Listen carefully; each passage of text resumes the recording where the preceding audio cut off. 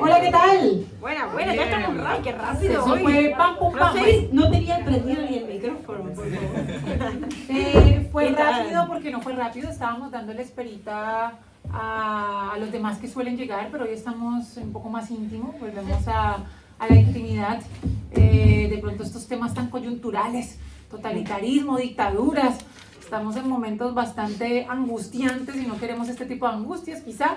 Puede ser. ¿También? De hecho, hablando de angustia y, bueno, estas cosas, vengo del MACBA, que pasé por allí para venir aquí, que estaba esta manifestación, que lo tengo que decir, porque es algo que a mí me molesta muchísimo y me hubiese encantado estar en la manifestación por esta obra que se ha hecho en la Plaza de Los Ángeles, en nombre de la ampliación del museo, que en realidad yo creo que es una reducción del espacio público Y lo es. muy importante, donde realmente no es cualquier plaza, es donde se juntan los skaters, los senegaleses, un montón de poblaciones de inmigrantes a tocar tambores, a hacer sociales.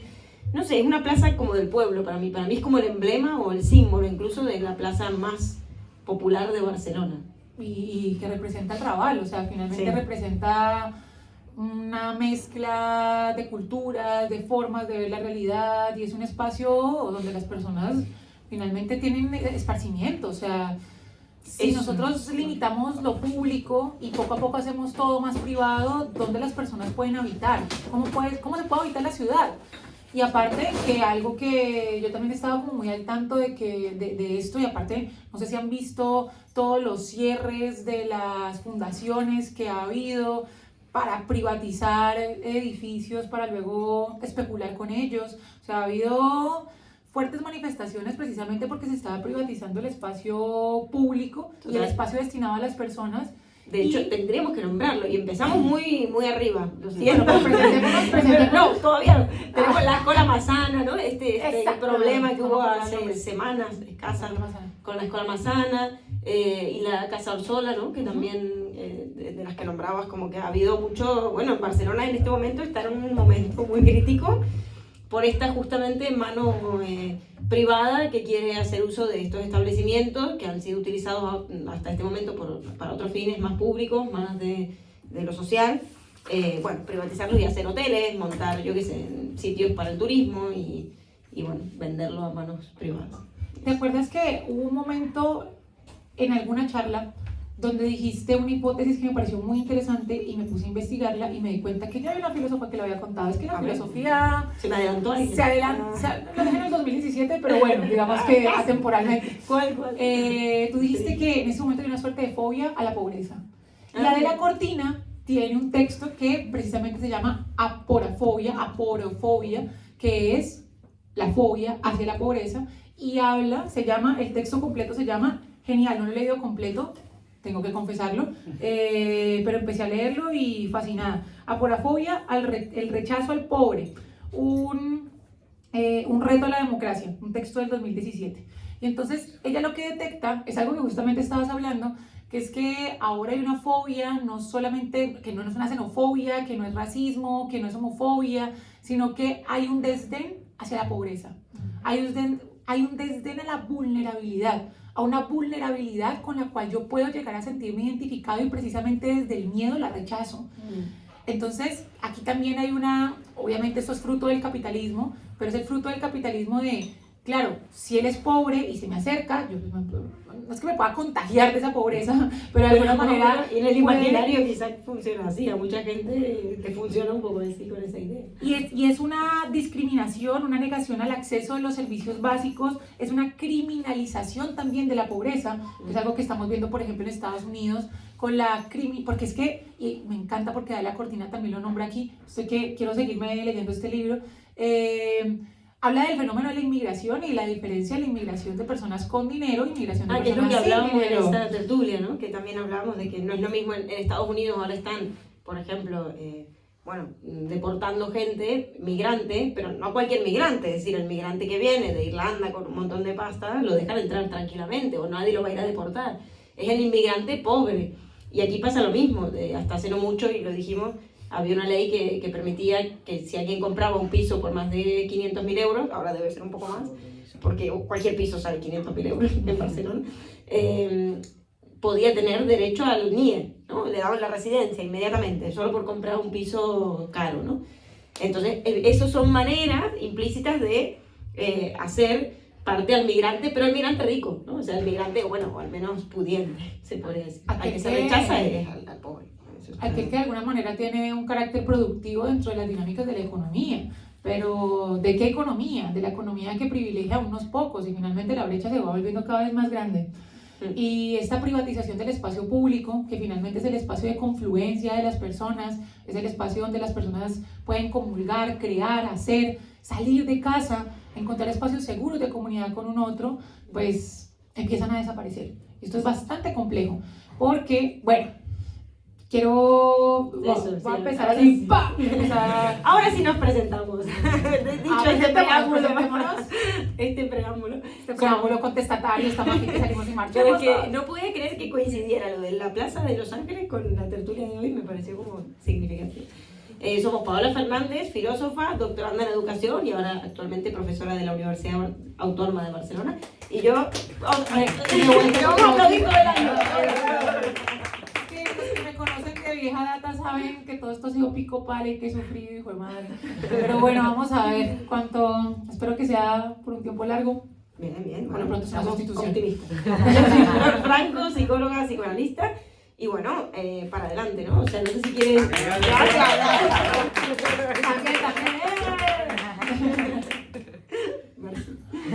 Y bueno, empecemos con etimologías. Estamos ante tres palabras bien complejas, parecidas en su génesis, pero que tienen diferentes retos suena como si fuera positivo, no, que tienen diferentes, se desenvuelven de manera diferente. Estamos ante el totalitarismo, las dictaduras y el fascismo. Cosas distintas, pero parecidas, porque de alguna manera el poder está concentrado en un sujeto, ¿sí?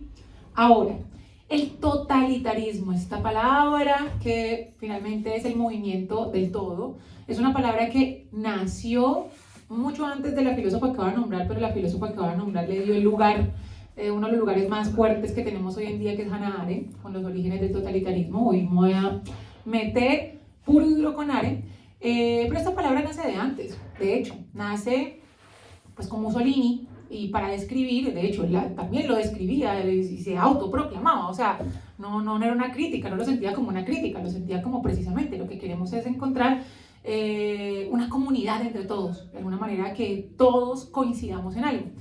¿Y qué pasa con el totalitarismo? Hannah Arendt escribe los orígenes del totalitarismo y divide este texto en tres partes. Una primera parte donde habla del antisemitismo, una segunda parte donde habla del imperialismo, que es distinto, que se parece más a un fascismo, pero veremos por qué la diferencia. Y luego la última parte donde habla del totalitarismo, que es un fenómeno del siglo XX completamente diferente a los otros regímenes anteriores, a las otras autocracias. ¿Qué pasa? Empieza hablando del antisemitismo, diagnostica algo bien interesante, y es que el antisemitismo no nació obviamente con el nazismo, entonces va de vieja data, muestra que en algún momento la comunidad semita se autosegregó precisamente porque quería encontrar un espacio de comunidad y de identificarse con el otro, pero ya luego cuando intentaron incluirse en una sociedad, ya la misma sociedad no les permitía estar, y hace una división entre tres conceptos que me encantan, me parece muy interesante esta distinción que hace entre paria, advenedizo y apátrida, que son cosas distintas. Una persona paria es una persona que está en una comunidad, bienvenido, está en una comunidad en donde tiene ciertas prácticas culturales, formas, comparte religión, modos, pero no comparte un espacio territorial. Porque recordemos que inicialmente nosotros nos empezamos a organizar por estados, porque se supone que era para poder estructurarnos, ¿no? Para que hubiera unas leyes, que compartiéramos y demás. El problema, y también lo dice Arendt, es que luego le metemos la idea de nación, porque el Estado simplemente es el espacio geográfico donde nazco, pero la nación es la que me acompaña. Yo en este momento no vivo en Colombia, pero soy colombiana. Esa idea de nación que acompaña a algo que inicialmente tenía simplemente un orden legislativo y organizacional, pues genera nacionalismos y que se vuelven complejos. Pero bueno, ahora, Un paria es aquel que no tiene un espacio territorial, pero vive, o sea, no tiene un espacio territorial como único, pero de alguna manera vive en un territorio y tiene ciertos derechos, no los que tiene, no los de todos, ciertos derechos. Ciertos derechos, pero de alguna manera siguen siendo relegados socialmente.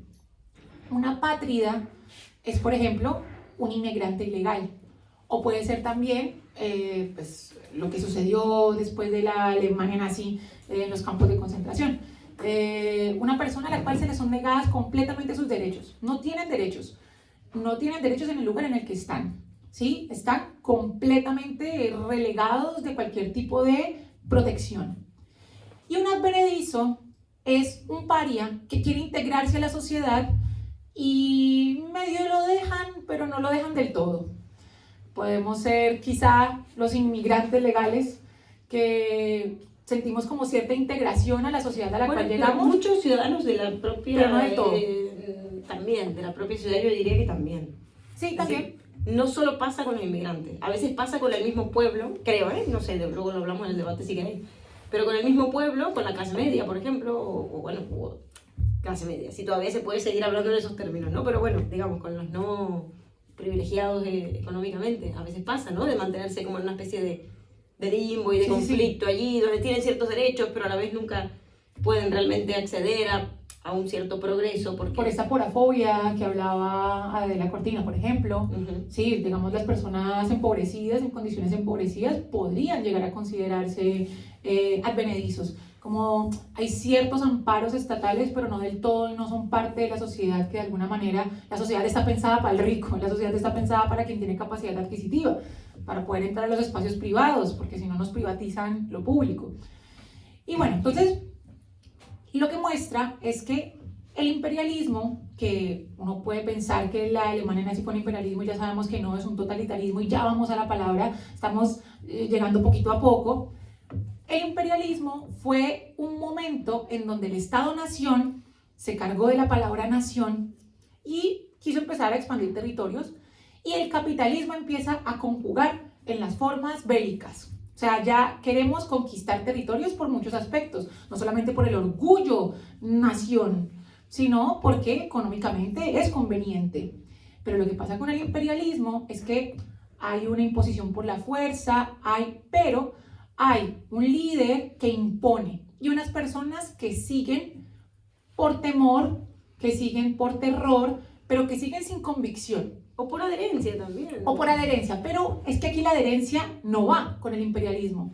¿Dónde va la adherencia? ¿Dónde va la pérdida del sujeto? ¿Dónde va lo que Hannah Arendt llama el hombre masa? En el totalitarismo. Porque el totalitarismo fue un fenómeno completamente diferente. Porque las personas atomizadas, dice ella, me encanta esa palabra, atomizadas, es que parece que estamos en sociedad, pero a la larga estamos solos, pensando solos, deseando solos, queriendo solos, con un odio hacia un otro que no sabemos dónde ponerlo.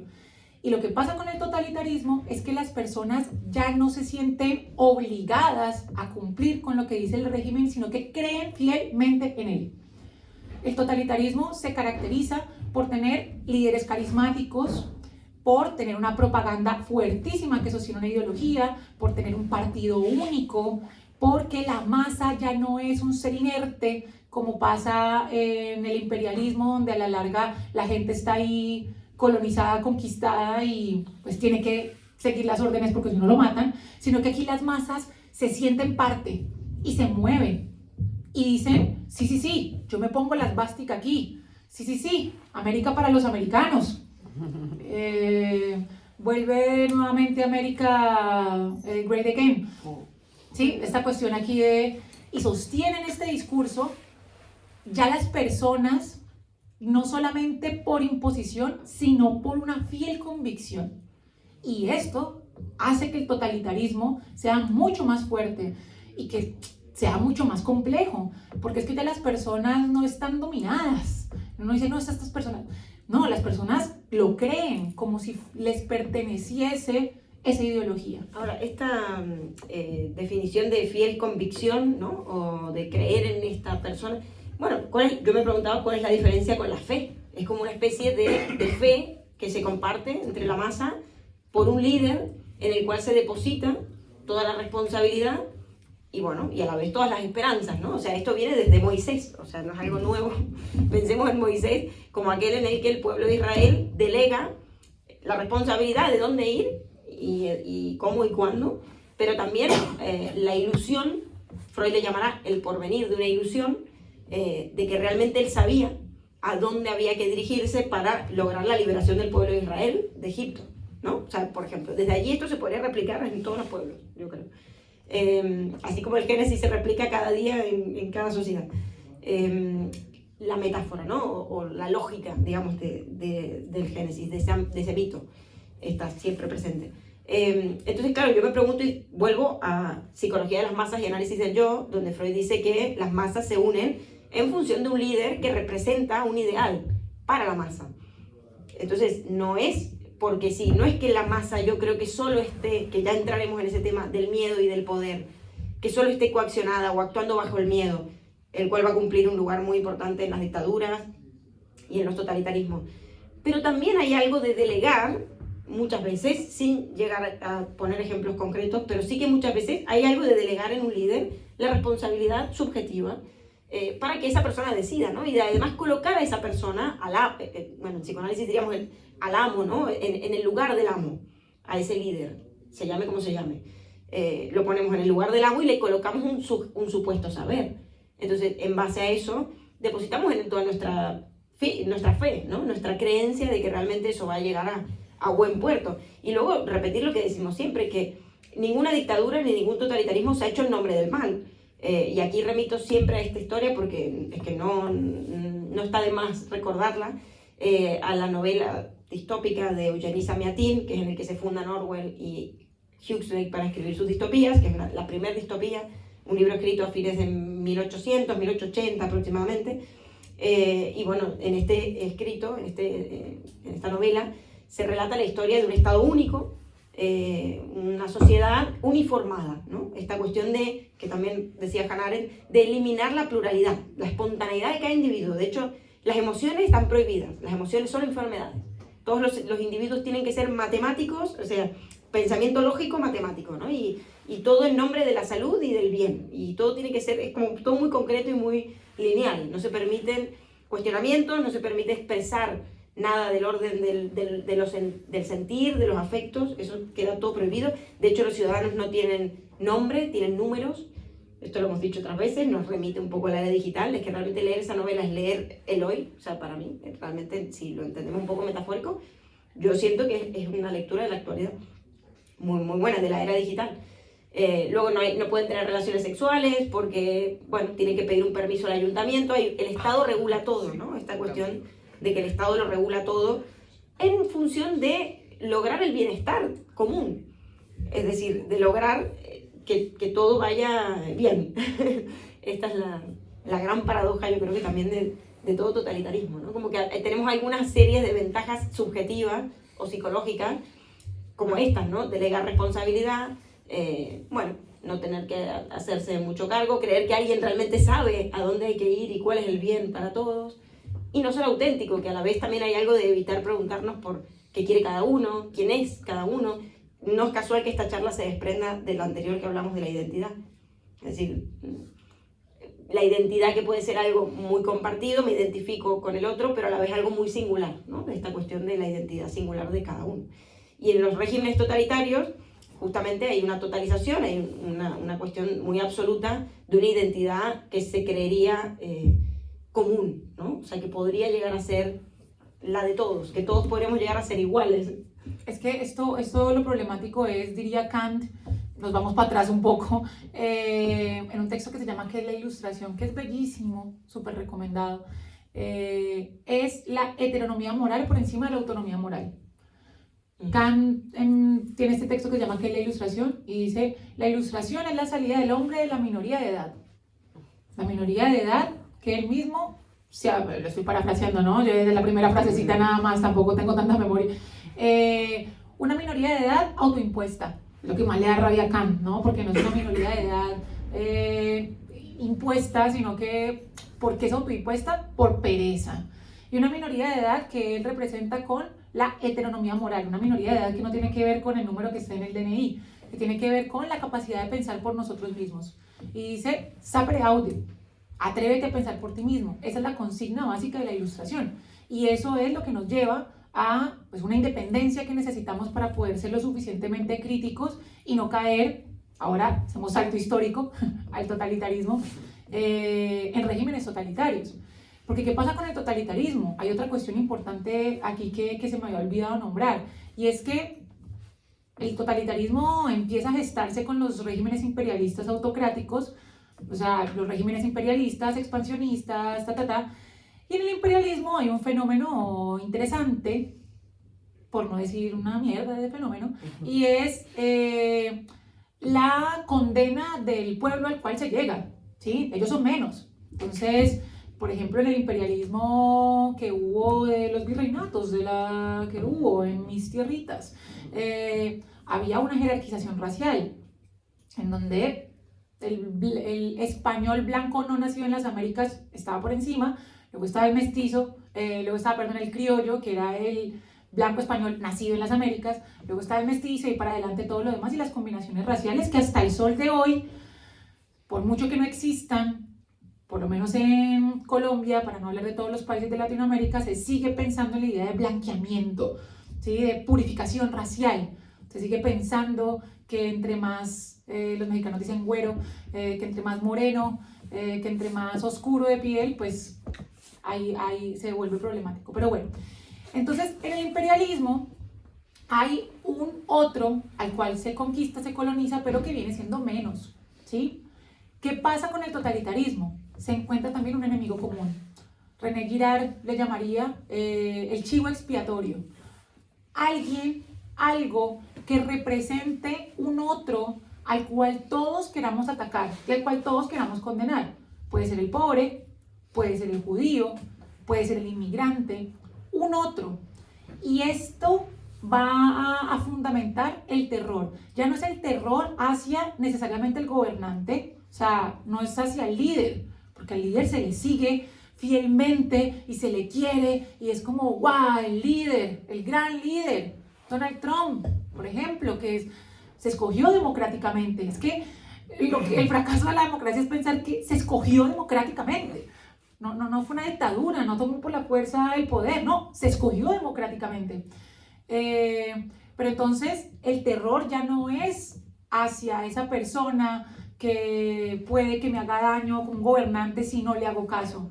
El terror es hacia el otro. Y cada vez entonces las personas atomizadas, una masa amorfa, heterónoma moralmente, pues tiene este enemigo común que de alguna manera el líder, el gran líder, me permite erradicar. Y está en ese enemigo común la génesis de todos mis problemas. Ahora, la paradoja sería en este caso que Donald Trump, por ejemplo, o Musk, ¿no? Si hablamos de estas personas de la actualidad, buscan, o Milei, ¿no? También, buscan más bien erradicar el Estado, ¿no? O sea, y siendo que la influencia que ha tenido el Estado en estas dictaduras, de hecho, hablamos de Samiatín, por poner un ejemplo ficticio y no de la realidad, pero que representa a muchas dictaduras que han sido más bien en nombre del Estado, ¿no? Esta cuestión de un Estado único, un Estado que regule a la población.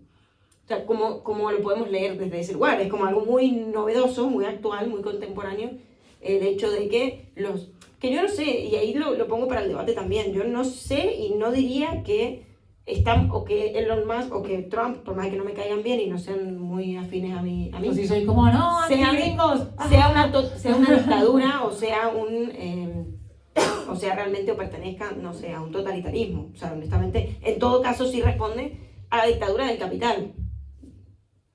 Pero no hay ideología muy clara ahí, ¿no? A mí sí me parece un neototalitarismo un poco. O sea, no conservando, a ver, guardando unas proporciones, la Alemania nazi y las dictaduras, pues bueno, a ver, guardamos unas proporciones todavía, porque el nazismo no empezó en 2 días, eso fue un proceso bastante largo para lo que sucedió al final. Así que, a ver, también, personajes carismáticos con mucho poder, tomando decisiones muy rápido y yéndose en contra de todo. Me da pero mucho es más respuesta miedo que el a algo. asteroide que viene dirigiéndose a nosotros. A mí también, totalmente. O sea, el asteroide sería la salvación. Sí, 2032, Desastre. asteroide, pero Hacemos a una lo que viene fiesta con y Estados lo Unidos. esperamos. Pero son respuesta a algo, o sea, yo creo que tanto Milei en Argentina como Trump en Estados Unidos también son la consecuencia de muchos años de gobiernos que no hicieron más que traer desgracias. O sea, perdón, pero es que lo viví, no me lo contó nadie. Me fui a Argentina y fui volviendo anualmente hasta hace un tiempo que decidí no ir tan seguido porque ya me afectaba emocionalmente, porque realmente lo vi, nadie me lo contó, lo que se fue deteriorando y lo que se fue empobreciendo el país antes de Milei, mucho antes. Yo no he vuelto a Argentina desde que está Milei, no he pisado Argentina desde que está Milei, no la pisé cuando estuvo Macri, pero sí con los demás gobiernos, y yo me fui estando, gobernando Cristina, y la verdad que fue un desastre. O sea, realmente la población se empobreció mucho. Yo no digo que esto sea producto de Cristina Kirchner, ¿no? O sea, o de una persona, porque tampoco creo que tenga ni siquiera el poder político hoy en día un presidente como para tener poder generar esos efectos en la población a nivel económico, social, político, cultural, lo que sea. Creo que hoy gobierna el capital. O sea, realmente yo parto de esa base, que los políticos hoy son comediantes, o sea, o Zelensky sería el mejor ejemplo, ¿no? Que es literalmente así, Lo es. pero como una especie de hacen unas performance, ¿no? Es un hacer de cuenta que todavía tenemos un poder que ya no se tiene, o sea, que realmente hoy gobierna, y por eso está Elon Musk allí acompañando a Trump a cada mitin político y está presente en todas partes, porque hoy gobierna el dinero, el capital. Claro. No hay ideología, no hay cultura que importe. Pero no hay nada, si que está la ideología del capital. Y ¿hay ideología al lado? Yo creo que sí. O sea, ideología entendida como, por ejemplo, dentro de la ideología del capital está el pobre es pobre porque quiere, si el rechazo hacia la pobreza está ahí, y la idea de una libertad que precisamente nos lleva a la idea del liberalismo, y en nombre de la libertad, que a mí me parece bastante complejo, la otra vez termino la idea y voy a lo que la libertad la está utilizando el capitalismo neoliberal como bandera. La otra vez estaba escuchando a Judith Butler en el CCCB, una maravilla escuchar a esa mujer, Dios mío, yo estaba tan feliz. Y bueno, Judith Butler no solamente habla de feminismo, sino que también habla de muchas cuestiones políticas y del lenguaje. Y una cosa que le preguntan es, ¿qué opinas de que la derecha esté tomándose los términos de la izquierda? Bueno, lo primero que ella dijo fue como, bueno, a ver, el lenguaje, de alguna forma, hablo del lenguaje que está vivo y es dinámico, pero sí que es cierto que se vuelve problemático que la palabra libertad, que era algo que de alguna manera estaba en el nombre del pueblo, ¿sí? Pensemos en la libertad guiando al pueblo de la Croix. La Revolución Francesa se dio en nombre de la libertad, y tenemos esta imagen, esta pintura de la Croix que es tan emblemática, de una mujer con un seno al aire y llevando la bandera de Francia. La libertad guiando al pueblo, y luego la libertad se utiliza en nombre del capitalismo.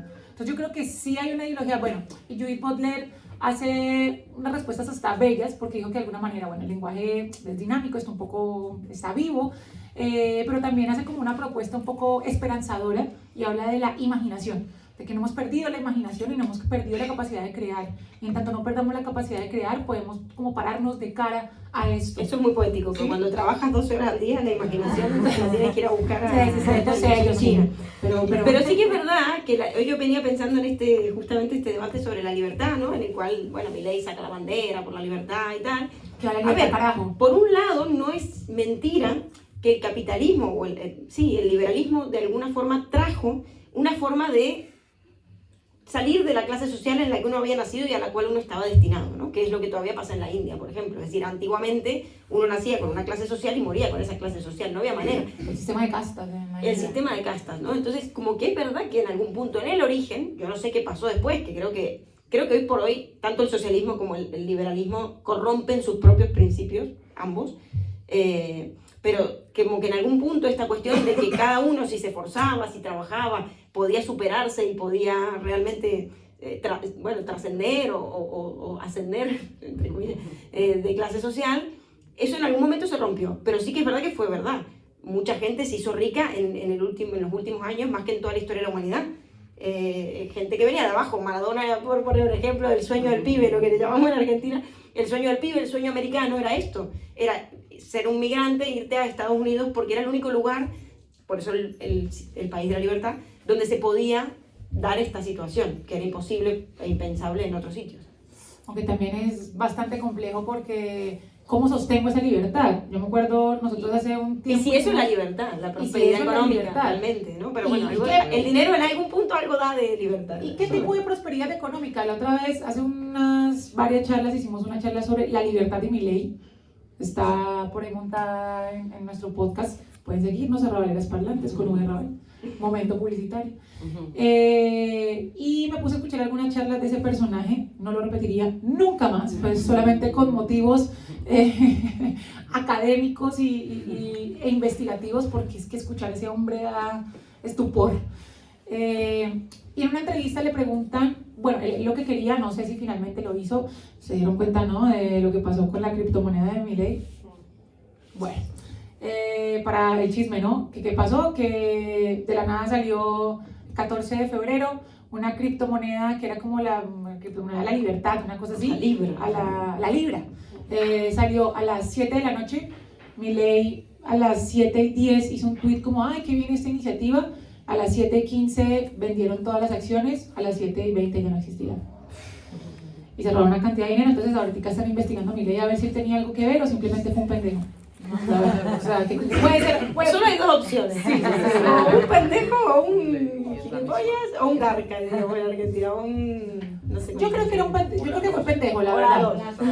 Mi hipótesis realmente es que fue un pendejo. O sea, no investigó nada, simplemente retuiteó, y también deberíamos hacer una charla sobre los tweets y la inmediatez del tweet y que la política ahorita se geste con simplemente pensamientos que salen y ya. Pero bueno, entonces voy al punto de Milei. Entonces, escuchando una entrevista de él, él quería, no sé si lo hizo finalmente, pero él quería hacer que no existiesen como, que no todos los contratos fueron contratos como legales, entendidos como legales, ¿sí? Entonces, que de alguna manera darle cierta libertad al trabajador de contratar como quisieran. ¿Para qué? Fomentar el trabajo, evidentemente, fomentar la explotación. Y entonces el entrevistador le dijo, bueno, y si una persona, un dueño de un negocio, contrata a un trabajador con condiciones terribles, entonces Milei, ¿qué va a hacer? Y Milei responde, es decisión de la persona si toma o no ese trabajo. Y entonces el entrevistador le dice, ¿y si no tiene otra opción? Y respondió, es su decisión morir de hambre. Y es su decisión morir de hambre, es la libertad que tenemos, ¿no? O sea, libremente podemos morir de hambre si no trabajamos, libremente vaya a vivir en la calle si usted no trabaja. Entonces, a ver, cada vez que yo hablo así del capitalismo parece que yo aquí, desde las banderas rojas aquí empiezan, no, a ver, el capitalismo me parece una mierda, pero no sé qué otro tipo de sistema económico podría funcionar, qué decepción, pero el capitalismo de antemano me parece terrible. Porque es una cuestión que de alguna manera nos vende la promesa de libertad. Esa es la cuestión que aterra. Bueno, la libertad siempre es un ideal, ¿no? Es decir, un ideal, la libertad absoluta, esa cuestión de realmente alcanzar una libertad absoluta, cuando en realidad, por el hecho de ser ya humanos, estamos condenados a ser libres, pero a la vez a tener una libertad muy recortada, en el sentido que somos seres sociales, que estamos adentrados en un lazo social. Lo que dice Lacan, antes de hablar somos hablados. Es decir, ya venimos con un nombre, ya nos han imaginado, ya nos han soñado otros, y venimos al mundo a veces a reinterpretar eso, y mucho cuesta, muchos años, análisis, terapia, otros lo ven como sea, despojarse un poco a veces de lo que nos han determinado para ser realmente uno mismo, ¿no?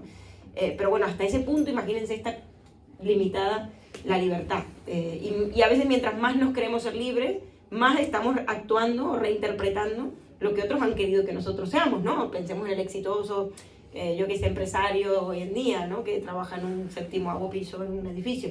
Bueno, quizás sí, igual sea feliz, no es que todos no puedan ser felices, pero quizás algunos, creyendo que así son libres, están en realidad siendo más alienados que ningún otro al discurso de turno. Y ahí creo que es importante esta cuestión. Si vamos a hablar de totalitarismos o de dictadura, creo que también es importante hablar de discurso, porque para mí todo totalitarismo se da en función de un discurso que se cierra sobre sí mismo y donde el enemigo va a ser siempre un extranjero, pero un extranjero hacia el propio discurso, es decir, el que queda, digamos, por fuera de lo que es considerado bueno, de lo que es considerado, yo qué sé, correcto para un discurso que es una cadena temporal significante.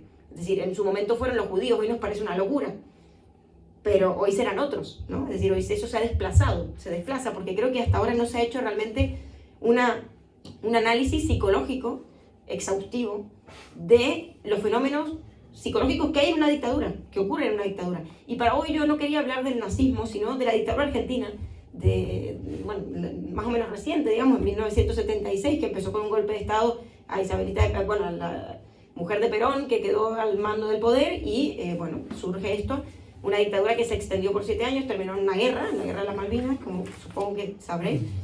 Y fue terrible, es decir, allí es donde más nos llama la atención que, bueno, evidentemente allí los enemigos eran los comunistas, todas las personas que habían leído a Marx. Si tú tenías un libro de Marx en tu biblioteca, como le pasó a un hermano de mi abuela, te hacían desaparecer directamente, ¿no? Es decir, era muy común que los militares llegaran en Falcon verde a las esquinas de la casa a revisar las bibliotecas para ver qué libros tenías. Si tenías un libro de Orwell, bueno, igual ya podía ser un enemigo. O sea, para que veáis lo difuso a veces que es el considerar un enemigo, lo que puede llegar a ser un enemigo para un cierto discurso que en ese momento toma el poder.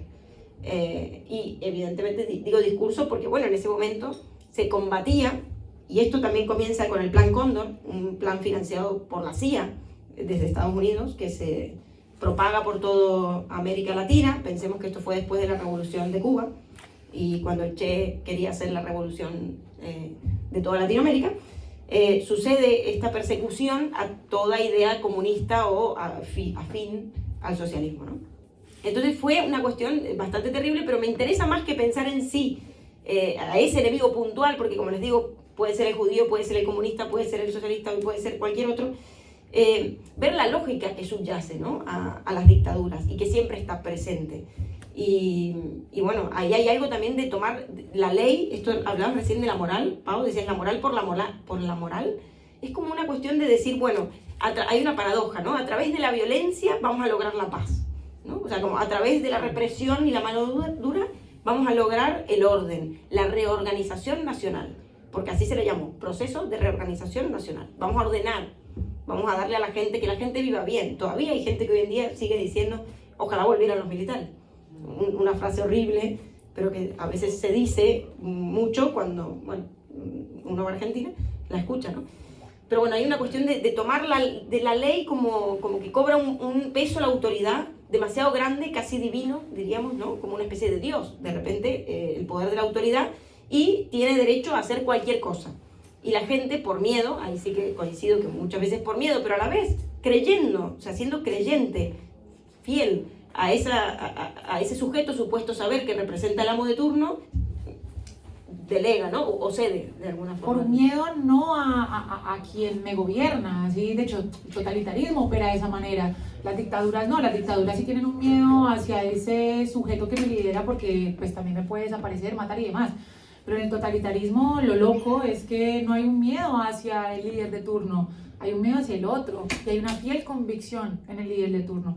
Ahí quería mencionar, y para ir cerrando también un poco, también la personalidad autoritaria, la personalidad de quienes se guían o quienes de alguna manera se someten a una forma autoritaria. Y no lo voy a hacer desde psicología, lo voy a hacer desde un filósofo que se llama Theodor Adorno, de la Escuela de Frankfurt, que escribe en 1950 un texto que se llama La personalidad autoritaria, y describe un poco las características sociopsicológicas que describen una persona que se somete a un régimen autoritario, ¿sí? Porque también hay una forma de pensar.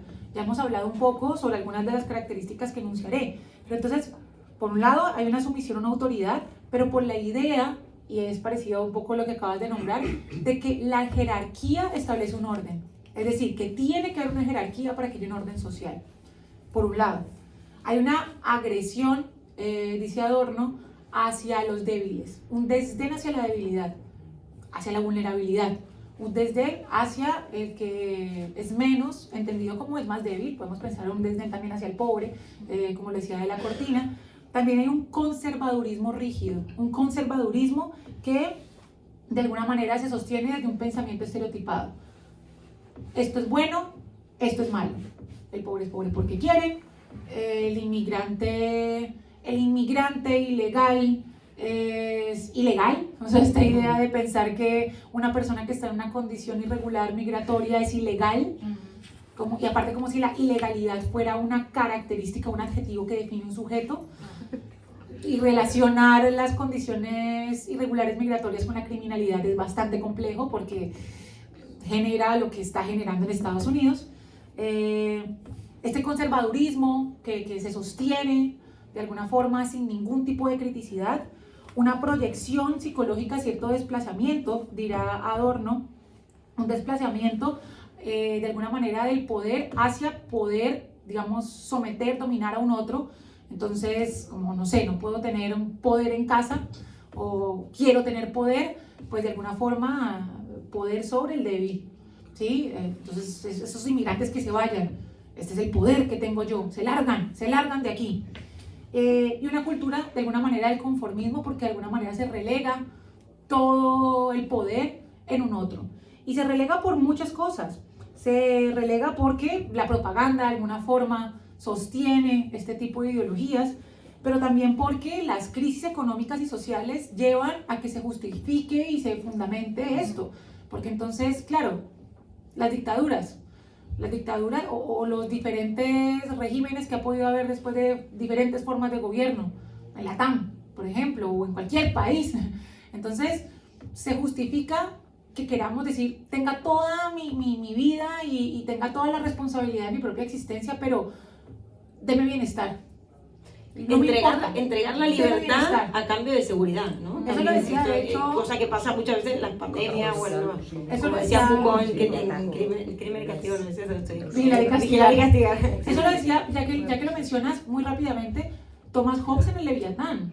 Nosotros cedemos nuestra libertad al gobernante, la cedemos, literalmente tenga mi libertad, haga lo que quiera con ella, pero cuídeme, porque tengo miedo de que me mate el de al lado. Para mí, el peor enemigo de la contemporaneidad es la comodidad también, ¿no? En parte, o sea, uno de los peores enemigos que tenemos es el tener una vida cómoda, no con el suficiente patrimonio, pues no podrás comprarte un piso nunca, pero sí al menos vive cómodo, ¿no? Vive cómodo a cambio de, evidentemente, ceder un montón de responsabilidad y de libertad, que vienen juntas. Libertad y responsabilidad no las podemos pensar separadas, ¿no? Una cara y la otra. Jean-Paul Sartre lo aprueba. Check. Sí, Jean-Paul Sartre dice precisamente eso, ¿no? Que estamos condenados a ser libres y eso implica la responsabilidad de nuestra libertad. Ya, es que van juntas, claro, el psicoanálisis hace un poco bandera de eso también. Y para cerrar con el tema de nuevas dictaduras, yo me imagino nuevas dictaduras de una forma diferente a la que fue la dictadura argentina u otro tipo de dictaduras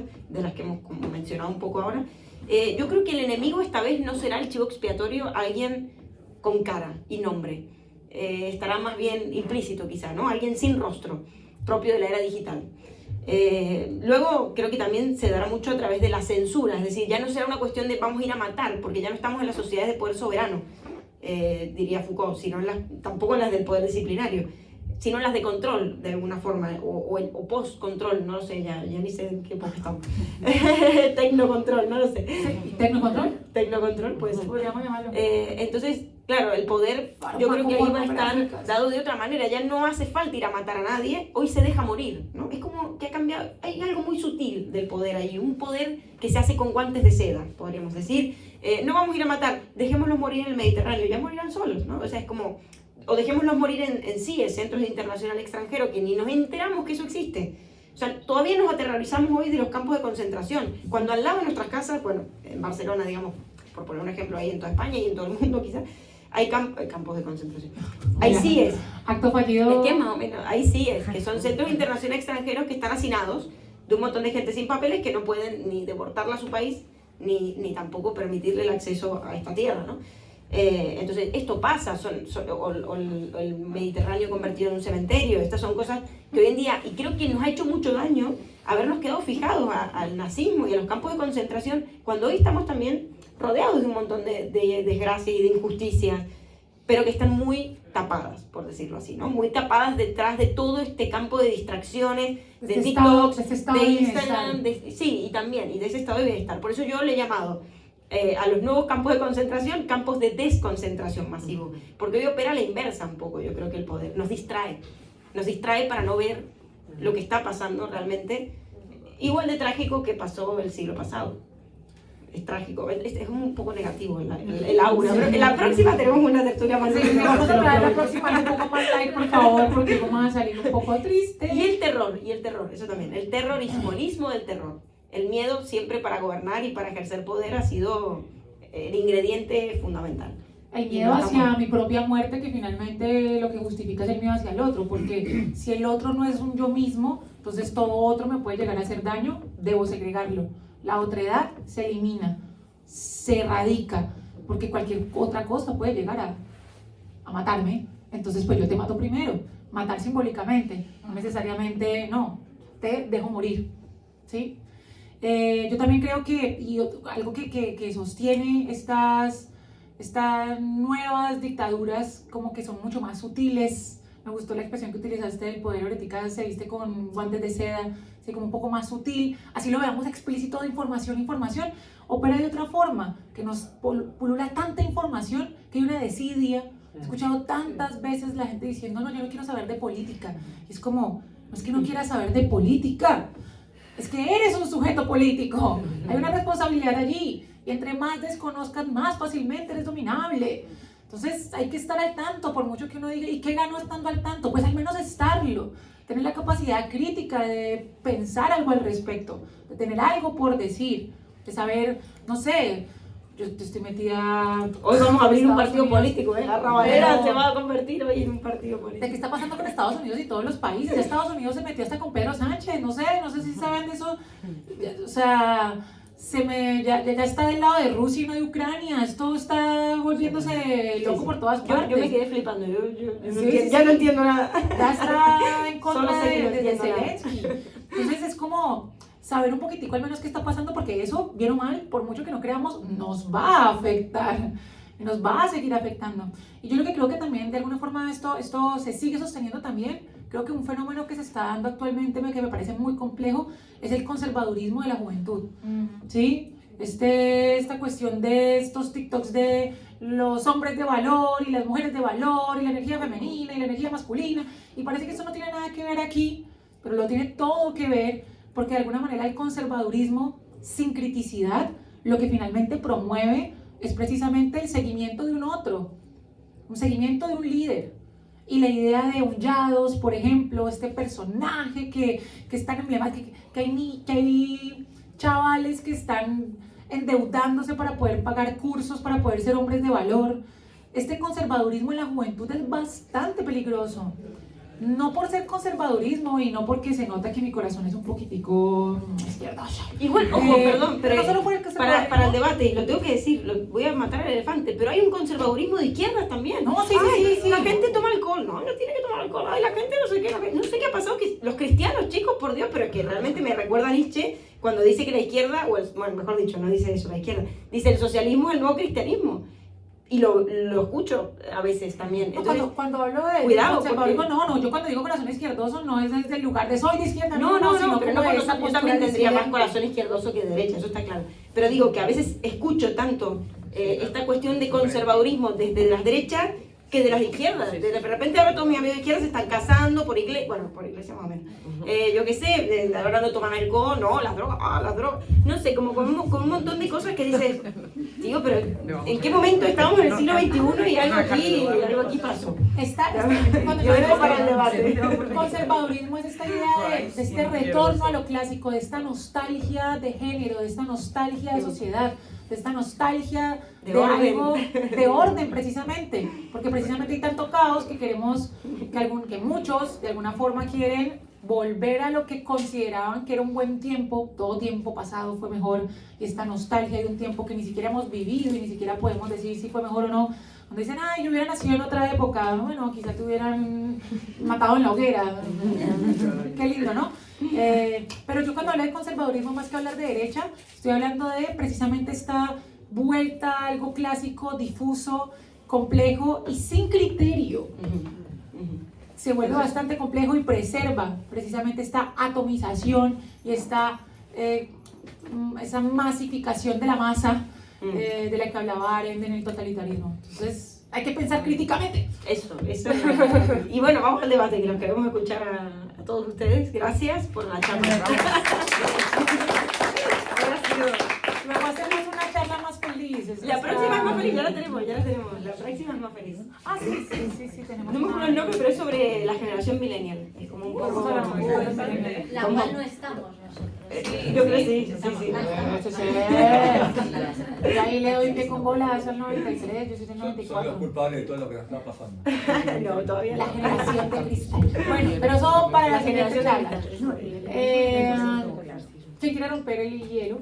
Yo quiero Bien, Por acá y luego por acá. Bien. en relación a lo que habéis dicho, lo último, ¿vale? En cuanto al conservadurismo, cuando has dicho que no hay criterio, o sea, creo que hay un criterio en cuanto a la pérdida del sistema de bienestar, ¿no? Ese criterio de, ostras, sentirse amenazado, ¿no? No sé si puede ser un criterio, ¿no? Pero no hace falta que esté fundado en algo teórico o en algo tal, sino, hostia, para que esté yo mal, que esté mal el otro, ¿no? No sé si... Es que lo veo como notando, ¿no? El otro día hablaba con Javi, mi amigo, que decíamos, hostia, es que cada vez más hay más gente joven que opina un poco del miedo a esa pérdida, ¿no? A la pérdida de lo que tengo o de estar peor. Entonces esto a mí me da mucho miedo. Porque, claro, es evidente que todos estamos disconformes con las políticas actuales, ¿no? Tanto de un lado como de otro. Entonces, esto, a mí se me acaban los argumentos, o sea, no sé cómo argumentar que, o sea, yo tengo unos valores muy intrínsecos, ¿no? Pero ¿cómo argumentas ante por ejemplo, la inmigración? Yo estoy, o sea, conforme totalmente con que no hay inmigrantes o sea, ilegales, ¿no? Pero sí que creo que tendría que haber unas políticas que aboguen por la educación en el país, porque yo creo, y por la mejora en el país, porque creo que nadie quiere irse de su país a priori, porque sí, o todos somos víctimas, a lo mejor son víctimas de irse de su país, ¿no? No es consciente, o a lo mejor en muchos casos no es porque quieren, ¿no? Es debido a las políticas. Entonces, no sé hasta qué punto yo puedo argumentar algo cuando todo se desmorona. Y me encuentro un poco en esa tesitura. Yo tampoco, por dos. Sí, es que... por los 13 que estamos aquí. Sí, es que yo creo que es muy complejo y por eso hay como esta desazón colectiva, porque es que ya no hay una bandera que podamos como... Y también me gusta dentro de todo un poquito que no haya una bandera que podamos pararnos solamente en ella, porque pasa izquierda, derecha y regímenes que de alguna forma en nombre de cualquier tipo de ideología sostienen la opresión de un otro, ¿sí? Porque un régimen se sostiene con la opresión de un otro, porque finalmente cualquier tipo de minoría va a aplastarse. Pero cuando hablaba del conservadurismo, pensaba es como esta idea de esta vuelta a lo clásico. Me parece problemático. Y se entiende el por qué se piensa así. Claro, porque si estamos muy mal y antes veíamos que estaban medio mejor nuestros padres al menos pudieron comprar casa, ¿sí? Pues entonces decimos, bueno, pues volvamos a esos tiempos, ¿no? Volvamos a los tiempos de los baby boomers que tuvieron este auge después de las guerras y entonces empezaron a tener hijos, pues eran baby boomers. Empezaron a tener hijos y empezaron a comprar casas y hubo una bonanza, pero es que, digamos, esta idea no tiene, digamos, este conservadurismo no tiene en cuenta que es que ya estamos en otro tiempo, completamente diferente. Porque además el proceso de que nuestros padres pudieran comprarse casas, en todo ese proceso que pasó hasta que llegó a nosotros, la realidad es que la riqueza se siguió concentrando cada vez en menos gente. Y dentro de 40 años va a ser porque los de 40 años nos van a ver a nosotros como gente que viva bien al final. Muy posiblemente. Es posible. Chicas, ustedes me habían pedido... Bueno, no es que no quiero cambiar el tema. Pues si alguien quiere decir algo más, por eso, vale, si no, luego hago la pregunta porque era otra cosa. Entonces, si alguien tiene algo que decir. No, sí, lo vale. que quieras. Pues te voy a me voy a adelantar un segundo, porque es mi amiga. Joder. No, porque quería contestar a esto, precisamente que le llevo dando muchas vueltas bastante tiempo, y es que me parece muy razonable que ahora la gente quiera volver a ese conservadurismo, porque el cáncer de nuestros días es el yoísmo absoluto, en el que esta libertad nos ha dejado muy lejos del sentimiento de pertenencia a nada, estás absolutamente solo, entonces estás ultracomunicado, estás todo el día conectado a un montón de cosas, desconectado obviamente de ti mismo y desconectado probablemente de tu gente también, y no hay un sentimiento de pertenencia a algo más grande. Tú no conoces al vecino de enfrente, tú te mudas y no picas y dices, hola, me he mudado aquí, no, porque en 5 años te vas a mudar a otra parte, entonces no estás acompañado. Entonces, ese sentimiento de soledad que es intrínseco al ser humano, intentar superarlo es nuestra misión en la vida, cada uno le da un sentido existencial, pero la raíz es intentar superar la soledad existencial, pues se ve muy agravada en nuestros días por ese sentimiento de absoluta soledad y yoísmo. Y entonces, ahí yo veo el peligro de que en un momento en el que el pan y circo está digitalizado absolutamente, la tentación de que alguien te dé un sentimiento de pertenecer a lo que sea, aunque sea una secta, como la de Yados, es decir, es que me levanto, hago 10 burpees, lo voy a petar, pero al menos lo que tengo es la aprobación de otra persona, necesito que alguien me diga que estoy haciéndolo bien, porque la condena de ser libre es un titular que se nos queda muy, muy, muy grande. Entonces creo que estamos... El reto de nuestros días es la tentación de caer en totalitarismo por el miedo insuperable de estar solos. Eso, Hannah Arendt, cuando dice las características de la masa, del hombre masa que tiene el totalitarismo, es precisamente esa, la atomización. La atomización viene átomo del aislamiento y es el estar en medio de todos, pero finalmente estar solos, que es lo que acabas de describir. El totalitarismo, de alguna forma, uno de los insumos fundamentales es el pueblo, es la masa, que ya no es pasiva, es activa, activamente se mueve hacia algo. Y se da por la atomización y por la soledad, porque los individuos están solos en medio de las personas. Y eso es bastante, bastante complejo. Yo creo que, a ver, no hay una salida positiva de todo esto, pero sí de alguna manera el reconocimiento del otro como otro. Yo sé que esto suena un poquitico ambiguo, pero cuando nosotros nos damos cuenta que el otro es un otro que no es un reflejo de mí mismo y que no por ser un otro por pensar medianamente distinto, tengo que ir a condenarlo, cambiarle su opinión. De alguna manera, esta idea de reconocer al otro en su otredad, me parece que nos quita de esa soledad, ¿sí? Nos quita de ese montón de espejos que tenemos todo el tiempo, ¿no? Entonces alguien me cae mal y lo bloqueo. Y entonces cada vez sesgo más, y finalmente yo estoy con un montón de espejos al lado mío que simplemente replican mi propio discurso y llegamos a terraplanistas y para adelante. Entonces yo creo que algo que nos podría llegar a salvar, pero es que es muy duro, es el reconocimiento del otro en su otredad, aun cuando otro, porque si nos vamos a la minucia, también sería el reconocimiento del hombre de valor, de la mujer de alto valor que no tiene tanto kilometraje y por eso la quiere este valor. Y claro, uno escucha eso y es como, ay, Dios mío, pero es un otro. Y bueno, intentar entenderlo desde su otredad me da una posición un poco más abierta y un poco más crítica, pero es muy difícil.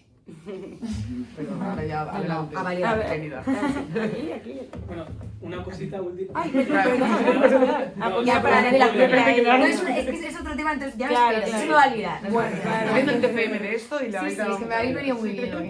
Muy bueno, es que yo creo que realmente este tema de que el mayor problema del ser humano sea la soledad es relativamente nuevo. O sea, creo que antiguamente no había tiempo para estar solo ni había espacio para estar solo. Uno ya nacía en una familia en la que probablemente fueran 15 hermanos, en un pueblo en el que hubiera 600 personas que sales a la calle y ya estás en relación con otras personas, un oficio en el que te mantienes en contacto con gente.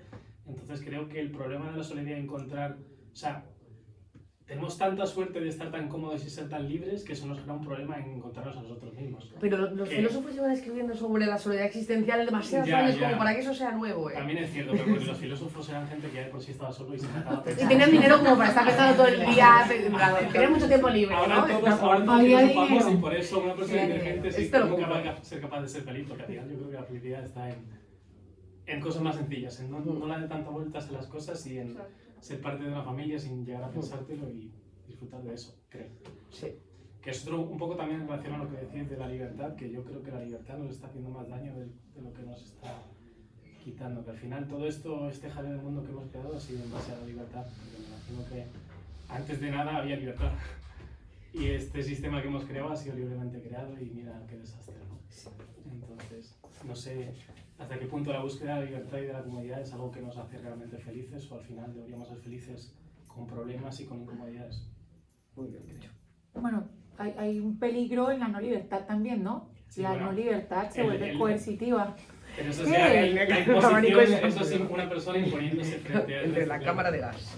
Sí, sí. Hay como, ¿no? Anular libertades no creo que sea lo mismo que la falta de libertad, creo. O sea, que una persona imponga y haga que sus valores sean los predominantes y anule la libertad del resto no es lo mismo que no ser libres porque no tenemos tanto tiempo, porque tenemos que trabajar, ir al campo, historias así. O sea, es que yo soy un poco como back to feudalismo. Mientras sea el noble y no no el feudalismo, pero dejar de tener tantas comodidades quizá... Pero el feudalismo solo eran libres los feudales. Claro, No, ahí está. no feudalismo, sí. Claro. Pero bueno, Como el entiendo. Egipto, sí. Sin arar. Claro, esta multiplicidad de opciones con las cuales nos vemos enfrentados nos deja ante la angustia precisamente de tomar decisiones. Soren Kierkegaard, filósofo fundamental del existencialismo, tiene un texto que se llama El concepto de la angustia, que precisamente habla de la angustia que nos genera la libertad. Tomar decisiones implica una renuncia, toda decisión es una renuncia. Y en tanto renunciamos, sufrimos, porque somos egoístas. Entonces, claro, nos vemos ante la zozobra de saber que estamos en un mundo arrojados, que tenemos que escoger. Sí. ¿Querías levantar la mano, Nelson? Sí. Sí. Bueno, yo tengo visión un poco controversia al respecto. Bueno, yo creo que también es un poco tendencioso también definir los nazis. Siempre hablamos del pasado porque es fácil, ¿no? Hablamos de Stalin, nunca, pero bueno. Entonces, estas figuras, los nazis, ¿no? Sí, sí, Esos María. nazis son los malos, ¿no? De todas Bueno, formas. lo eran. Es demasiado Sí, pero lo que pasa es que también ha sido un poco la excusa global para definir cualquier cosa. Pero también, sin ir muy lejos, podemos ir a lo que vivimos actualmente también, donde se ha creado una polarización de la sociedad, donde ahora tienes un presidente que es, a mi aspecto, un payaso, pero vende lo que la gente quiere escuchar, este postmodernismo, ¿no? De, como dices tú, ninguno es inmigrante, pero tampoco dan ninguna real solución para los inmigrantes. Aceptamos todos, y lo ves todos en la calle, viviendo mal, pero los aceptamos. A la cara del mundo, de las ONG, somos buenos, pero no damos una solución. Y el malo es Milei, Trump, pero no olvidamos que hay millones de gente que los votó. Y esa gente no es imbécil, o bueno, algunos sí, pero quiero decir, como que depende de dónde estamos puestos, podemos pensar es bien o mal. Pero, por ejemplo, en Alemania ahora ganó la extrema derecha en la parte donde Alemania es más pobre, donde su jefe es una lesbiana casada con un inmigrante. Y todo eso es difícil explicarlo en el mundo de la izquierda. Y no se habla mucho porque, ¿cómo lo defines? Una lesbiana de extrema derecha. Y entonces es más fácil hablar de Trump, de Milei y todo eso. Pero realmente la gente que vota de derecha es gente que no tiene el tiempo de estar pensando como nosotros. Los que votaron el nacionalsocialismo eran trabajadores. El fascismo italiano eran las camisas negras y eran gente que trabajaba en el campo.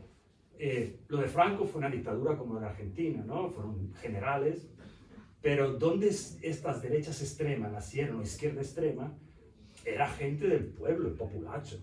No pensadores que tenían tiempo de definir lo que era justo o equivocado. Era lo que ellos vivían. Si en la época, ahora en Estados Unidos ganó Trump, habría que pensar por qué, en vez de criticar que es una mala figura. Igual la izquierda llevó una extrema libertad, filtrando demasiado a aquellos que realmente necesitaban de derecha, una forma también un poco más normal de vivir. para así decirlo, ¿no? Esto que dices me recuerda un poco a algo de Hannah Arendt que iba a mencionar y no mencioné, que decía que todo totalitarismo se termina constituyendo no por maldad, sino por mera estupidez humana. Y por una cuestión de no pensar y de remitirnos a hacer las cosas de una forma concreta y fácil, digamos, como, bueno, no pensemos, vamos, pim, pum, pam, ya está, esta es la solución, esto es lo que está bien, ya está, no le demos mucha vuelta. Eso por un lado, que gracias porque aparte me hiciste acordar esto y es verdad. Ahora, pero por otro lado podemos decir entonces que solo las personas que votan a la izquierda piensan y las otras no, ¿no? Es como, no sé, o el populacho no tiene valor su opinión, cuando en realidad son los que viven las consecuencias de todo lo que se disputa en el poder político. Creemos. Hay que ser un pensador para poder votar, yo no lo creo. Había este general alemán, Erwin Rommel, que era un tío que estaba en la Wehrmacht y era un personaje muy inteligente. Y cuando hizo una entrevista, cuando aún iba todo bien y era permitido entrevistar a los nazis, él simplemente dijo, entre democracia y dictadura la única diferencia es que tú crees que votando das un cambio a tu país. Pero, por ejemplo, ahora tú has votado, pero muchas de las leyes que se están implementando, ¿quién las aceptó? Lo de la Plaza del Magma, por un ejemplo tonto. Pero dices que fue elegido democráticamente, pero realmente es una mafia, porque en Alemania justamente la gente votó extrema derecha y derecha porque querían un cambio. Los motivos son de ellos, en eso no entramos, pero lo que hizo la derecha fue pactar no con la extrema derecha, con la izquierda de toda la vida. Y entonces ahí te das cuenta cómo funciona la política.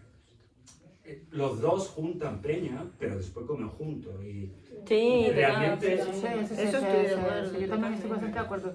A nosotros nos polarizan, pero lo que funciona realmente es la economía, el dinero. Nosotros creemos que valemos algo en nuestras votaciones, pero nosotros somos peones que vivimos nuestro día a día con nuestros pensamientos polarizados, discutiendo con otros por nuestras visiones políticas. Pero ellos al final, cuando están armando, se dividen la comida. Y fue así por miles de años, no es que una novedad actual. Los templarios se aliaban con los árabes para reprimir otras facciones templarias, pero no se habla mucho de ello. Pero hay intereses políticos, religiosos, lo que tú quieras, pero la economía es la que manda. Y cuando falta pasta, podrá surgir otro partido político. Cuando hay mucha pasta, la inmigración la aceptó en España la derecha, no la izquierda. ¿Y para qué? Para tener mano de obra barata. No porque queremos pensar que somos buenos, que todo, welcome refugees, pero es mano de obra barata. En Estados Unidos se quejan porque echaron a los mexicanos, pero no porque se las unan los mexicanos. Es que no tienen peña barata que trabaje para construir casas o recoger lo que sea, algodón, lo que tengan ahí en Estados Unidos. Pero nosotros queremos dar una visión social, pero es la economía la que mueve porque la sociedad. intentamos ponerle un concepto a la geopolítica que no tiene y no va a tener nunca, que es la ética. No, porque somos pelagatos. Realmente lo único que nos queda a nosotros es polarizarnos en algo. Y antes estaba aquí en Independencia, hace cuando fue 10 años, y la peña, yo los vi que entre amigos se mataban. Y después los de arriba comían juntos y se la sudaban, colega.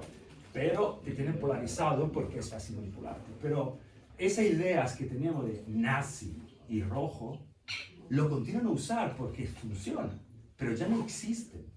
Quiero decir, por lo menos había malos, super malos, de los dos lados, y tenías ahí como unos malos, ¿no? Un super malo, un super bueno. Pero ahora tienes un montón de payasos que se mueven por la pasta y ya está. El super malo nazi. Los de la Marvel hicieron Capitán Nazi, ¿sabes? Y tenían Capitán América. Pero ahí estaba analizando el nazismo.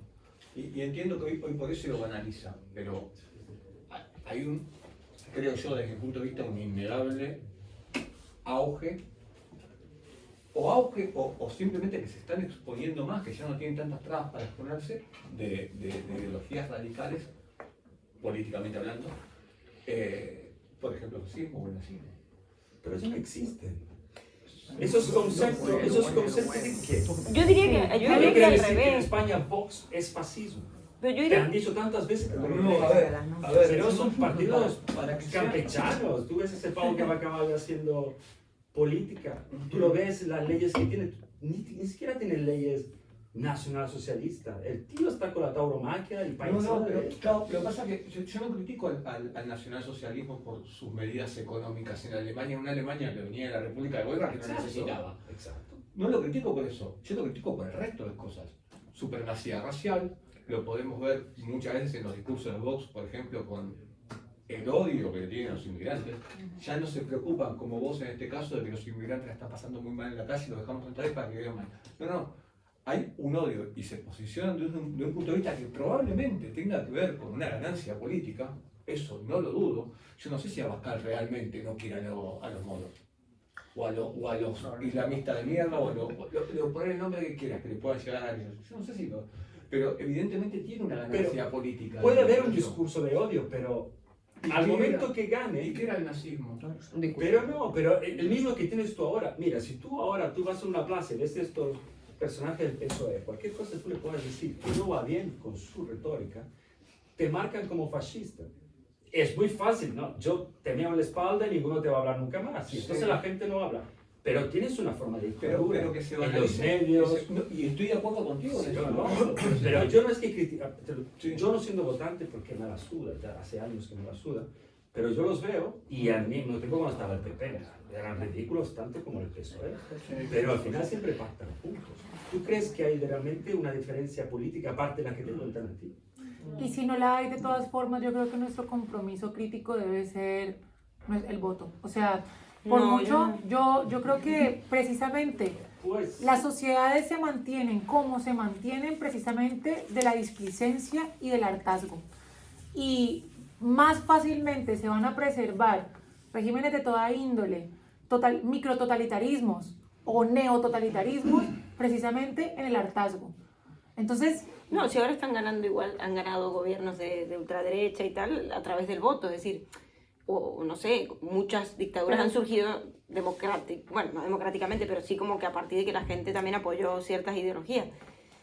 Yo sí soy partidaria de que realmente yo sí que creo que, y igual ya nos metemos más en algo político y estaría bien cambiar de tema para que no terminen todos peleados, pero como que que lo que hay que cambiar es el sistema, que yo sé que es fácil decirlo y difícil hacerlo, pero lo que hay que cambiar es el sistema político en general, esta lógica binaria que sigue regulando de izquierda a derecha, a mí ya me aburre y me parece tan pasada de tiempo, y creo que se nos ríen tanto en la cara algunos como, se juntan todos a comer al final y nosotros estamos como, nada, porque yo soy de izquierda o yo soy de derecha, y peleándonos entre nosotros y sin tal, y al final ya esto no está vigente. Yo creo que los regímenes dicotómicos me parecen sumamente reduccionistas y simplistas.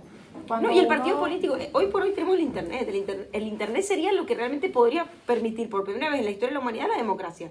Que cada uno votara. Quiero que se haga en la Plaza de Los Ángeles realmente que sea espacio público o que sea una ampliación del McDonald's. Yo lo voto desde mi móvil, así en mi cama, mientras veo una película.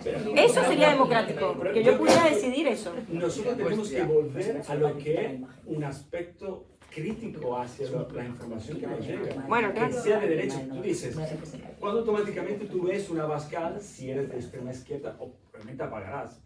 Pero mi abuelo, va a sacar mi abuelo.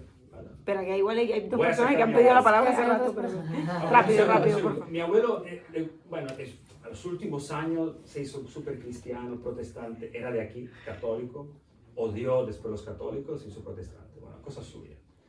Y se hizo pastor de una pequeña iglesia de Madrid. Mira tú. ¿Y qué pasa? Que el viejo le gustaba, se leía la Biblia y todo, pero además, una cosa que me dijo él es, se puso a leer lo que era lo de los judíos, el Talmud, todas las cosas de otras religiones, los mormones. Y él me decía siempre, la clave para poder entender es conocer a tu enemigo, entre comillas, ¿no? Y nosotros tenemos que volver a esa visión crítica, ¿no? No dejar de escuchar porque nos dicen que no son fascistas o comunistas y empezar a construir una idea nuestra propia, decir, oye, a ver, igual la estamos cagando y habría que cambiar algunas cosas, pero teniéndonos polarizados, continuará esto a infinito y acabaremos matándonos en algo, antes o después. Simplemente por una idea política y ellos estarán en otro país viviendo con dinero que han robado. Por acá. Perdón, él quería decir algo de lo que hablábamos recién. No es tan buena la pregunta, es que no voy a ¿Seguro? No, has hablado de que el hartazgo es un pilar del totalitarismo. Yo creo, por lo que sé, que en la Unión Soviética, hastío, el hastío no existía, estaba la sociedad súper involucrada y terminó habiendo un totalitarismo igualmente. No es que estés harto, es que estás quizás demasiado involucrado. Yo creo, bueno, de pronto no lo enuncié completo, pero un hartazgo que te lleva a la inacción. Pero ¿Por qué? no estaban inactivos. Pero porque lleva a una atomización. O sea, ¿a qué voy con esto? Si yo, por ejemplo, digo, no, pues como todo es lo mismo, tú sabes que yo no voto y ya no me importa y me cierro y me aíslo de cualquier otro y me aíslo de cualquier forma de participación y de cualquier herramienta de forma de participación ciudadana. Es que no es la única el voto. Pues, bueno, el voto o cualquier tipo de las manifestaciones, demás, es decir, como el estar al tanto, el hacer parte de la vida política. De alguna forma ya es mucho más fácil que cualquier discurso de turno se ponga por encima como bandera. A eso más o menos voy. Vale. Pero también sí que es cierto que es que ese es el problema. Este hartazgo de alguna manera de la política que me parece también bastante peligroso últimamente, que la gente es como, ¿sabes qué? Yo ya no voto, ya no. Bueno, ¿y qué entonces? O sea, seguimos habitando un mundo. ¿Y qué vamos a hacer en este mundo que habitamos? Estoy de acuerdo, ¿eh? No me interpretes, pero creo que al final, y creo que ese resumen es que no es que haya demasiada libertad o demasiada poca libertad, no es que haya demasiado hartazgo o demasiada participación, es que tiene que haber un equilibrio y es lo que necesita por la vida en general, un equilibrio de demasiada libertad, demasiada poca libertad, demasiado hartazgo, demasiada participación, demasiado pensamiento crítico, demasiado poco pensamiento crítico. Sí, evidentemente tiene que haber un equilibrio para que podamos sostener política, no concepciones dicotómicas reduccionistas, Exacto. no izquierdas y derechas, Exacto. no, pero sí que es cierto que, digamos, por mucho que no queramos, todo lo personal es político. Todo tipo de acción que nosotros hagamos en este momento estamos haciendo política. ¿Sí? Aquí hay un ejercicio de poder. Y cuando de alguna manera queremos despojarnos de esto tan propio que nos pertenece, que es la acción, que es la pluralidad, diría Arendt, de alguna forma llegamos a esa atomización de estamos en medio del mundo, pero finalmente somos individuos en solitario. Entonces, cuando yo iba a eso, lo del hartazgo, porque he escuchado muchísimo eso últimamente, de no, es que ya no voto porque todo es lo mismo. Bueno, sí, más o menos todo es lo mismo, pero somos sujetos políticos y si creemos en el cambio, y bueno, yo aquí se me sale lo hippie, y si creemos en el cambio y si creemos en un futuro y si creemos que algo podemos hacer o al menos dentro de nuestra individualidad, como no renunciar al conocimiento de lo que nos rodea, me parece muy importante, pero completamente de acuerdo en que el exceso de estar involucrado y al mismo tiempo la lejanía completamente, ambas nos pueden llevar a que un sujeto líder de alguna forma represente mis ideales y me vaya de cabeza con eso. Entonces hay que tener como un justo medio, pero sí que es cierto que creo que esa, y lo sostengo también desde Hannah Arendt, una de las características del hombre masa, que finalmente es uno de los insumos que necesita el totalitarismo, es lo apolítico. Es el ser apolítico.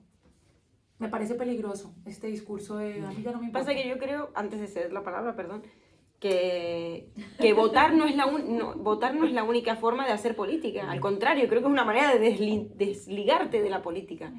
Voy, pongo un papel en una urna, listo, yo hice todo lo que tenía que hacer de aquí a 4 años. No, o sea, yo creo que esa es la manera errónea de creer que así hacemos política. Esto es más político que ir a poner una papeleta en una urna. Creo que pero esa es una de las formas. Perdón. Sí, total. Sí. Creo que está relacionado con el concepto de responsabilidad y libertad también. Porque claro, pues, tú eres responsable en el momento que estás accionando hacia algo. Pero si yo tengo mi libertad y no hago nada, pues entonces te quitas de la responsabilidad que hablamos en plan de tener la misma cara, porque es uno independiente del otro. Exactamente, yo creo que el voto no es la única forma de hacer política, evidentemente, pero es una de las formas de hacer política. Y no por decir, no, eso, el voto no funciona, no sé qué, no por eso no voy a votar, porque precisamente por eso es finalmente, de hecho, ¿quiénes salen a votar? Las personas mayores, normalmente, y las personas mayores que suelen ser mucho más, tener ciertas formas de pensar. Bueno, pero ¿sí?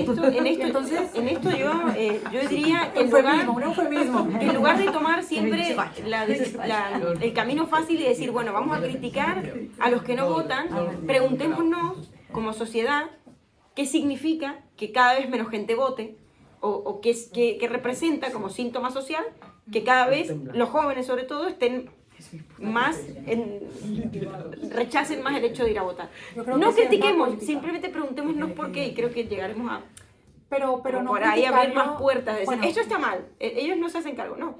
Veamos por qué. Y es por esto, es porque al final, gane quien gane, los ricos son lo mismo, nosotros salimos siempre igual de perjudicados. Pero en los 70 los jóvenes cogían las armas. O sea, había un... ¿Dónde está la pistola? Sí. Iba más allá del voto, claro. Hoy no hay una implicación de nuestra generación. Eso sería otro debate. Eso sí. Bueno, político, estoy apuntando varios temas. Porque ahora tú ves las manifestaciones son un paseo de domingo. Las señoras con el carrito, los colegas con la cerveza. Igual al final pero la verdad lo que son las manifestaciones son las que nacen hoy.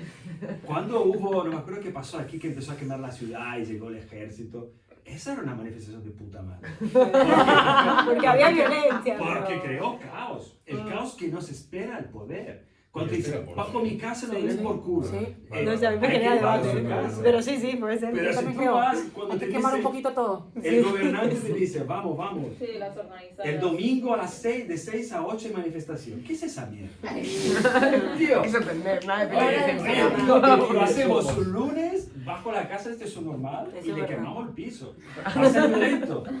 Al final, la revolución, como decía Che Guevara, que seguramente sois más partidario.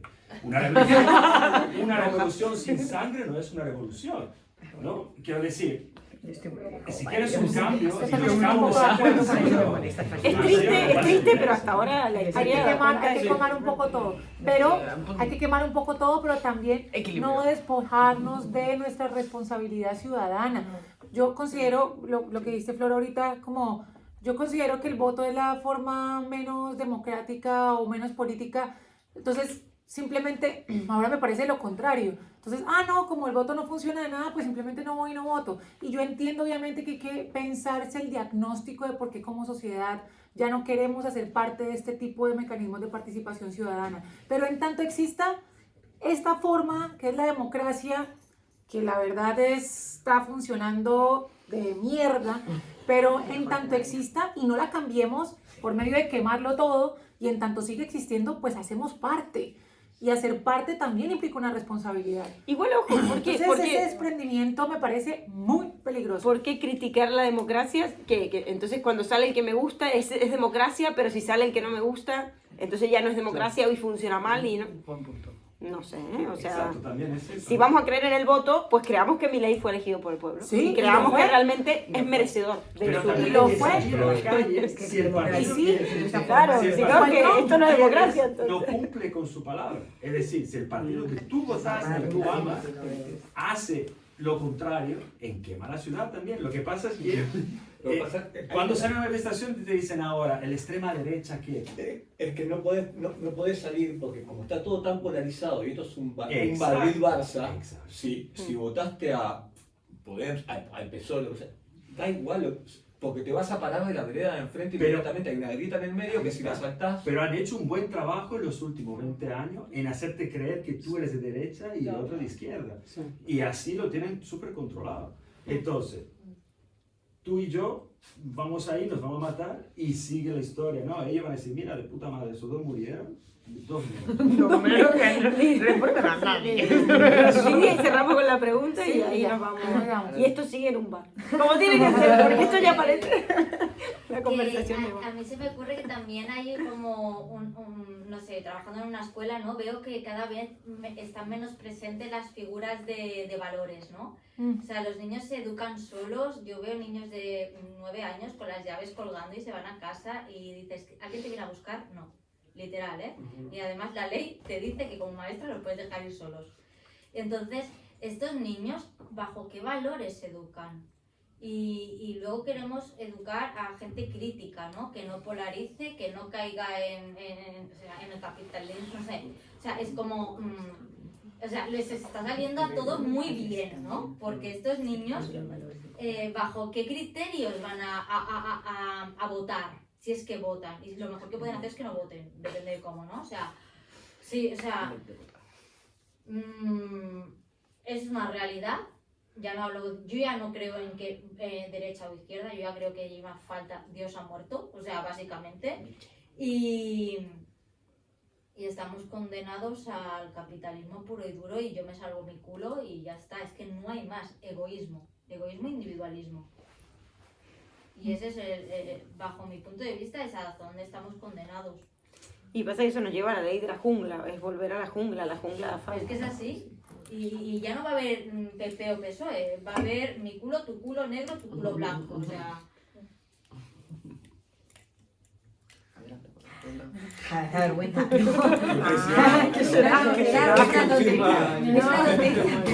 me ha quedado muy clara la diferencia entre imperialismo y totalitarismo, pero me ha generado dudas porque creo que entiendo lo que es una dictadura, pero no me ha quedado claro las características del totalitarismo, porque he entendido que no tiene que ver con la democracia, la libertad de las elecciones, sino solo tiene que ver con el contenido material del discurso, con la ideología que promueve. ¿Es eso lo que lo caracteriza? No necesariamente, porque si fuese eso, solamente habrían totalitarismos de determinada ideología que lo promueven, o de izquierdas o derechas, y pues hemos visto que hay de todos los matices y con todos los colores y con todas las banderas.